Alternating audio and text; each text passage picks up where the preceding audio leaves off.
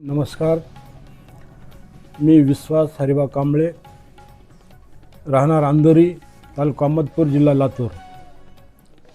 मी चालू घातलेल्या निवडणूक प्रक्रियेमध्ये अंधोरी येथून पंचायत समिती गणातील अंधोरी येथून दिनांक 21/1/2026 रोजी निवडणूक निर्णय अधिकारी यांच्या कार्यालयात जाऊन सकाळी 11 वाजता जाऊन सर्व प्रक्रिया पूर्ण करून, प्रक्रिया पूर्ण झाल्यानंतर पडताळणी झाल्यानंतर निवडणूक निर्णय अधिकाऱ्याला तो फॉर्म त्यांनी ग्राह्य धरल्याने त्यांनी डिपॉझिट पावती फाडण्यास सांगितली। त्यावरून आम्ही ती डिपॉझिट पावती फाडली। त्यावेळी आम्ही सोबत होतो।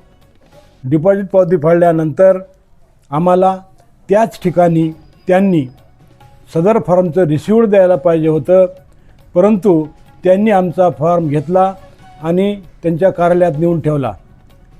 नंतर दुसऱ्या लोकांचे सुद्धा फॉर्म एकत्र केले। कायद्यामध्ये कसलीही तरतूद नसताना लोकांचे फॉर्म एकत्र करून लोकांना वेठीस धरण्याची कसलीही तरतूद नसताना त्यांनी आपले फॉर्म त्यांच्या पद्धतीप्रमाणे एकत्र गोळा करून त्यांच्याकडे ठेवले। त्याच्यानंतर आम्ही आमचा कायदेशीर त्यांच्याकडे अर्ज गेलेला आहे अशी आम्हाला खात्री झाल्यामुळे मी संध्याकाळपर्यंत तेथेच थांबलो। त्यानंतर संध्याकाळी 6:30 वाजता माझ्या नावाची पुकार झाल्याने पुन्हा मी या ठिकाणी गेटजवळच होतो, परंतु या ठिकाणी मला पोलिसांनी आतमध्ये येण्याचा मज्जाव केला। मला त्या ठिकाणी येऊ दिलेलं नाही। त्याच्यानंतर मी तिथंच थांबलो। नंतर मला समजलं की टोटल पंचायत समितीचे गणातील 17 फॉर्म नामनिर्देशन फॉर्म प्राप्त झालेबद्दल निवडणूक निर्णय अधिकारी यांनी पत्रकार बंधूंना प्रेस नोट दिली असल्याचे मला समजले आणि ते 17 लोकांची यादीमध्ये सुद्धा माझे 2 फॉर्म आहेत याची मला खात्री झाल्याने मी निघून गेलो। त्याच्यानंतर दुसऱ्या दिवशी सकाळी अर्ज छाननी होती। रात्री उशिरापर्यंत फायनल यादी लावलं नाही। त्याच्यानंतर सकाळी जाऊन मी छाननीच्या दरम्यान त्या ठिकाणी हजर राहिलो।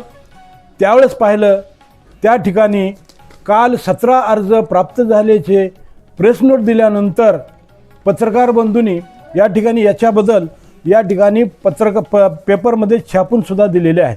या ठिकाणी प्रेस नोट दिलेली पत्रकार बंधूंना या ठिकाणी 17 फॉर्म अंधोरी गणातील 17 फॉर्म प्राप्त झालेबाबत त्यांनी प्रेस नोट दिलेली आहे। त्याच्यावरून सामना असेल, वेगवेगळे पेपर माध्यमातून या ठिकाणी फक्त या ठिकाणी 17 फॉर्म प्राप्त झालेबद्दल या ठिकाणी जाहीर केले आहे, प्रसिद्धी केली आहे। आणि याप्रमाणे मी दिनांक 22 तारखेला पडताळणीच्या वेळी, छाननीच्या वेळी मी समक्ष हजर असताना मला त्या ठिकाणी फक्त 13 लोकांचीच यादी मला दिसून आली। 13 लोकांचीच यादी मला दिसून आली। त्यामुळे दोन्ही यादीमध्ये मला तफावत दिसून आली। त्यामुळे मी निवडणूक निर्णय अधिकाऱ्यांना विचारणा केली की या ठिकाणी काल तुम्ही 17 अर्ज प्राप्त झालेबद्दल सांगता आणि आज तुम्ही 13 लोकांची यादी या ठिकाणी का जाहीर केलेली आहे आणि एवढ्याच लोकांचे अर्ज तुम्ही पडताळणी का करत आहात? त्यावेळेस त्यांनी मला टाळाटाळी केली, उडवून दिले। माझ्या उत्तराला त्यांनी उत्तर दिले नाही। मला त्यांनी मला या ठिकाणी थांबवून ठेवले। त्याच्यानंतर मला खात्री झाली की यांनी मला जाणून बुजून यांनी मला टाळलेलं आहे। यांनी माझे जाणून बुजून अर्ज या ठिकाणी माझे टाळलेले आहेत, घाळ केलेले आहेत अशी मला खात्री झाल्यामुळे मी त्यांना लेखी या ठिकाणी अर्ज केला की मला मी दिलेल्या अर्जाची जी नक्कल आहे, त्यानंतर मी दिलेल्या तुमच्या डिपॉझिट तुम्ही सर्व या ठिकाणी तपासणी झाल्यानंतर डिपॉझिट पावती फाडली होती, त्या पावतीची मला सत्यप्रत द्या। त्याच्यानंतर तुम्ही ज्या रजिस्टरमध्ये तुम्ही या ठिकाणी रेकॉर्ड लिहिलेला आहे किती लोकांचे फॉर्म आहेत, त्या रजिस्टर वहीची सुद्धा या ठिकाणी नोंद वहीची सुद्धा मला सत्यप्रत द्या अशी मी त्यांना लेखी विनंती केली। सविस्तर मी त्यांना या ठिकाणी अर्ज दिला। तो अर्ज या ठिकाणी आहे। नकलेचा अर्ज मी त्यांना दिला। त्यांनी माझ्या अर्जावर त्यांनी इंडासमेंट मारली, निवडणूक निर्णय अधिकाऱ्यांनी इंडासमेंट मारली. ह्यांना जे आहे ती, ह्यांना काय असेल ती त्यांना प्रत द्या, सत्यप्रत द्या. आणि तो अर्ज त्यांनी इंडासमेंट मारलेला अर्ज त्यांनी या ठिकाणी आदरणीय मॅडम तहसीलदार मॅडमच्या हातामध्ये दिला. त्याच्यानंतर त्या ठिकाणी मी वाट पाहत राहिलो मला सत्यप्रती मिळतील म्हणून, परंतु मला त्यांनी जाणून बुजून सत्यप्रत टाळल्या. कारण त्या मी दिलेल्या फॉर्मवर सर्व त्यांची सही होती, सर्व पडताळणी पूर्ण होती, सर्व काही अर्ज परिपूर्ण होता. त्याच्यामुळे त्यांनी मला सत्यप्रत दिलेली नाही. सर्व माझ्या रेकॉर्डला नोंदी होत्या, म्हणून मला त्यांनी सत्यप्रती देण्याचं टाळलं. त्याच ठिकाणी थांबून राहिलो. शेवटी मी त्यांना सांगितलं मला तुम्ही सत्यप्रती बी देत नाहीत, त्यामुळं तुम्ही मला फक्त एकच करा, माझ्या अर्जावर मी तुम्हाला सत्यप्रत मागितल्याच्या अर्जावर मला रिसिव्ट द्या. तरी पण त्यांनी मला रिसिव्ट दिलेली नाही. मला तिथंच थांबवून ठेवलं, बराच वेळ थांबवून ठेवलं. मी प्रत्येक त्याच्याकडे जायचं, त्या टेबलवर जायचं, त्यांच्या टेबलवर जायचं, पुन्हा मॅडमला भेटायचं, परंतु त्यांना कसल्याच प्रकारचं मला त्यांनी प्रतिसाद दिला नाही. माझा त्यांनी वेळ घालवण्याचा प्रयत्न केला, कारण मी कोर्टातसुद्धा जाऊ नाही या भूमिकेतून त्यांनी मला या ठिकाणी थांबवून ठेवले. त्याच्यानंतर शेवटी मी सर्व कार्यकर्ते वकिलांना बोलावले, सर्वांना बोलवले आणि सांगितले की मला ह्यांनी सत्यप्रतसुद्धा देत नाहीत, माझ्यावर ते अन्याय करत आहेत. त्यामुळं त्यांनी या ठिकाणी मला सांगितले, कारण या ठिकाणी रिसिव्ट जे आहे, रिसिव्ट मला त्यांच्या निवडणूक निर्णय अधिकाऱ्याच्या कार्यालयातून द्यायला पाहिजे होते. परंतु त्यांनी मला शेवटी काय केले की तहसीलमधील आवक-जावक विभागाला त्या शिक्का देण्यास सांगितले. आणि एवढं करून या ठिकाणी त्यामुळं मी सर्व या ठिकाणी तात्काळ मला या ठिकाणी न्याय मिळत नाही म्हणून मी माननीय उच्च न्यायालय औरंगाबाद येथे या ठिकाणी जाऊन दाद मागितली.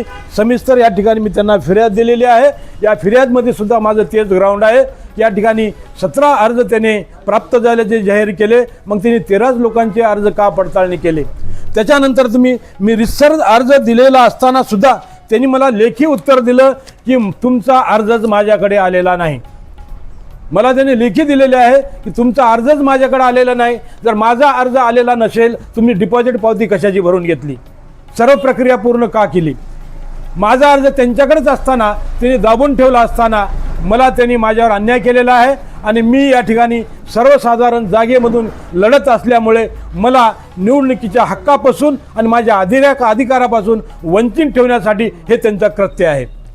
आणि म्हणून या ठिकाणी मी आदरणीय या ठिकाणी निवडणूक आयुक्तालय मुंबईच्या त्यांच्याकडे सुद्धा मी दाद मागणार आहे. आणि माझ्यावर जे अन्याय केला आहे, माझ्यावर या ठिकाणी हे केलं आहे, मी त्यांच्यावर रितसर कार्य करण्यासाठी मी विनंती करणार आहे. या ठिकाणी कोर्टामध्ये सध्या प्रकरण चालू आहे.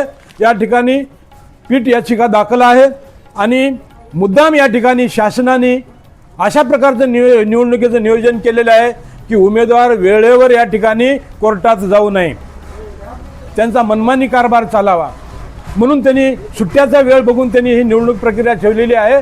आणि या ठिकाणी उद्या 26 जानेवारी, आज रविवार, शनिवार असे 3 दिवस आले, तरी पण मी त्याच दिवशी जाऊन या ठिकाणी मी कोर्टामध्ये या ठिकाणी माझी याचिका दाखल केलेली आहे. आणि त्यामुळे 27 तारखेला माझा जो ही निकाल लागणार आहे तो 27 तारखेला मला निकाल लागणार आहे.